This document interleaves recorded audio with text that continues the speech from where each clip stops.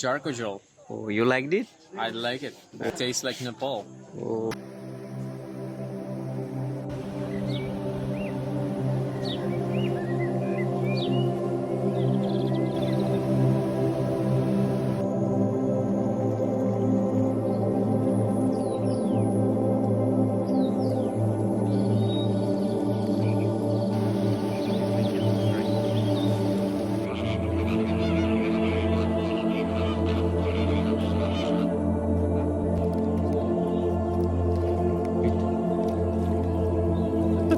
So this is Mahakali River.